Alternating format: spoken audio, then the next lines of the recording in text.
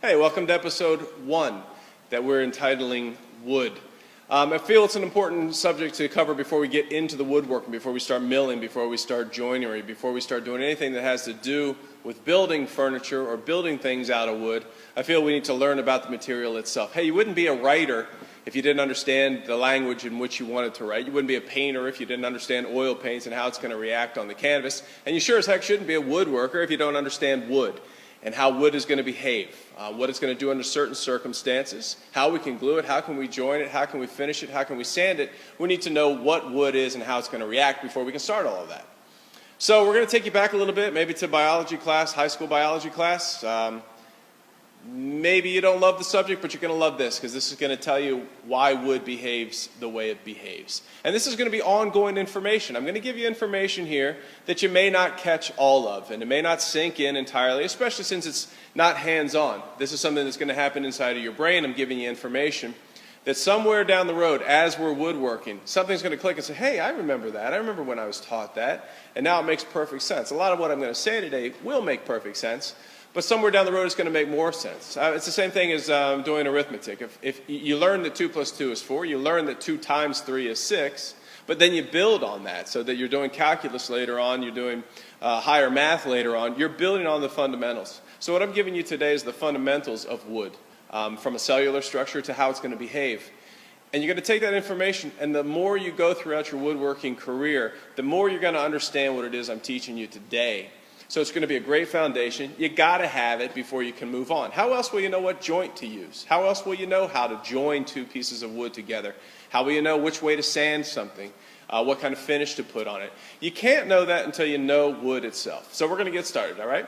So we're going to start on a sort of a molecular level first. I have here a bundle of dowels to represent wood on a microscopic level. This would be better if this were a bundle of straws, but I'm a woodworker, so I've got dowels. I don't own a diner, so I don't have a bundle of straws here, but the dowels will work just fine.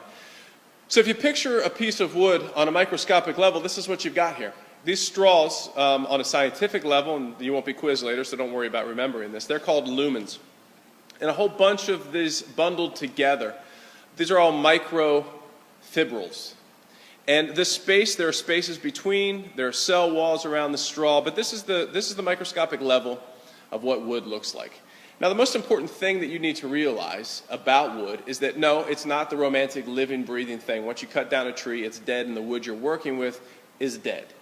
But what it will continue to do throughout its life, as you've turned it into furniture, before you turn it into furniture, it is going to react with the environment around it. It is going to exchange moisture. It's going to take on moisture if put into a more humid situation. It's going to eject moisture if put into a drier situation.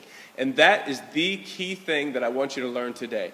That it exchanged moisture, takes it in and takes it out. How it happens, why it happens is what I'm about to teach you. Down, it's at a very, very high moisture content. It may be 100% moisture content. What that really means at 100% is that the amount of moisture in the wood equals in weight the weight of the tree. 150% moisture content would mean that the water in the tree weighs 1.5 times the weight of the wood, and so forth and down. 50% moisture content would mean that it weighs half, and so on and so forth. Once a tree is cut down, and the lumber is milled and then sent to a kiln, hopefully, when you get it, by the time you get it as a woodworker, it's been kiln dried. So its moisture content is going to hover somewhere between 6 and 9% as kiln dried lumber, somewhere maybe around 12% as air dried lumber. And the reason this is important to know is because at that stage, at 6 to 8%, 6 to 9%, 12% moisture content, all of the moisture that was in these lumens, inside of these straws, is gone. That water is gone and that moisture is gone, hopefully never to come back again. But the moisture that we're worried about, which is called the bound moisture or the bound water, is that water or moisture that hangs out between these straws, that hangs out in the cell walls of these straws. Because it's that moisture that affects the size of the wood. It's that moisture change that will cause the wood to shrink or expand. Now, when a board is at its fiber saturation point, that means, strictly speaking, that the moisture in the wood has completely filled the microfibril space. It has completely filled the cell walls, but there is no moisture inside of the lumens. It's at its saturation point, which means the wood is at its largest size at that point.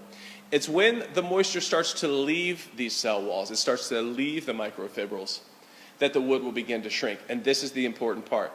So at 6 to 9, 12% moisture content, it's going to have an amount of moisture that you should be used to. That's the amount of moisture that's going to be in this board when you get it from your lumber supplier, from the lumber yard, from wherever. It's going to be at 6 to 8% if kiln dry, 12% if air dry. And you're going to work with this wood. You're going to build something out of it. And then this wood is going to move into a situation, into someone's house. It may move into your finish room. It may hang out in your shop for a little while. Whatever the case is, this wood is going to adjust to the atmospheric, to the relative humidity that is around it. And when that happens, the size of the wood is going to change. So this wood that has moisture in it, again, we're looking at the cellular structure here, all of the moisture is trapped between these lumens. It's inside of the cell walls. And we take this board and we've milled it to this effect, and we take it inside to a house that's dry. Maybe the wintertime, the heat might be running. It's going to slowly, over time, and not a long time, but not in a moment, it's going to start to eject this water. It's going to try to reach an equilibrium. It'll have an equilibrium moisture content. It's going to try to eject where it's ejected all of its moisture. It doesn't need to eject anymore, and it's trying to become at equilibrium to its surrounding environment. When it ejects that water, this board is going to shrink. The space between the microfibers will get smaller, and this board is going to shrink. It shrinks across the grain. Likewise, a board that is dry, introduced into a more humid situation, is going to take on moisture. And it's going to take on moisture through the ends of the lumens here, for sure, but also just through the cell walls. And as it takes on moisture, that moisture is going to fill the space between the microfibrils. It's called hydrogen bonding. It's going to fill with moisture, and it's going to force these lumens apart. And this board is going to grow, and it's going to grow in width across the grain like this. And it's that growth and that shrinkage that we need to worry about as wood. So let's talk about wood on the reality level here. We have a board of cherry here that's about 12 inches wide, about 30 inches long. It's grown like this. Its cells, structure, its lumens are growing in this way. You can actually see that in some woods. If you looked at the end grain, this is the end grain. If you looked at the end grain of some woods, oak, for example, wenge, I don't know if you're familiar with wenge, but wenge is one, where you can actually see the cellular structure. You can see the straws because they're large enough that you can see them with the naked eye. You can actually see the straws on some of those woods. So the straws are grown, the lumens are in this direction. When the lumens take on moisture, that is, when this board, which is now at an equilibrium moisture content, when it takes on moisture, when the relative humidity around this board is higher than the board itself, this board is going to expand in this direction. It's going to move in this direction and become larger in this direction. It's also going to grow in this direction, although it'll feel like not as much because we're only starting at about an inch wide in the first place, so it's going to expand a little bit. But it's going to grow in this direction, and it's going to grow in this direction. It is not going to grow in this direction. It's not going to grow in its length. That's called longitudinal. And it's not going to grow in that direction. Reality is it does grow, but so very little that it's negligible. It's negligible in every time you build furniture. You don't ever have to concern yourself with the growth that happens in the longitudinal direction. You do need to concern yourself with growth across the width. And that's the reality of wood.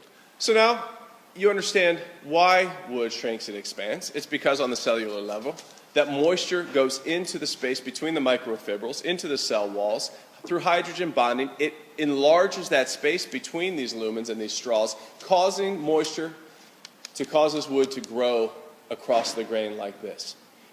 In the same respect, put into a dry situation, the moisture escapes, it's pushed out, and that space between these lumens gets smaller and this board gets tighter. Why do we have to concern ourselves with that in the woodworking industry? Very easily, actually. Very simple. The explanation is simple. Because we're always joining one piece of wood to another piece of wood. Let's say we're talking about building a table, and we have to join aprons to legs. The apron needs to be able to shrink and expand. The legs need to be able to move.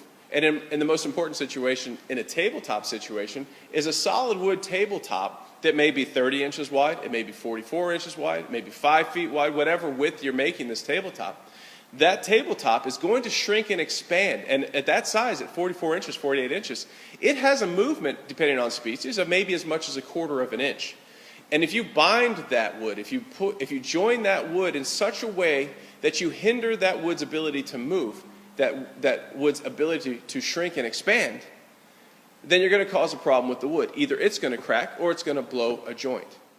In the next episode, we'll continue a little bit more about the shrinking and expansion of wood, but we're going to talk about it as it relates to quarter sawn lumber versus flat sawn lumber or plain sawn lumber. And we're going to talk about how it relates to the cellular structure of how we can glue wood together and therefore what kind of joinery we're going to have to use. So thanks for joining me. I hope you learned a little bit about something about wood. Keep it tucked in the back of your brain because this is the kind of stuff that's going to stick later on. We're going to come across a situation where I'm going to refer you back to this and say, hey, remember when I told you that this wood is going to do this? This is what we have to take into consideration.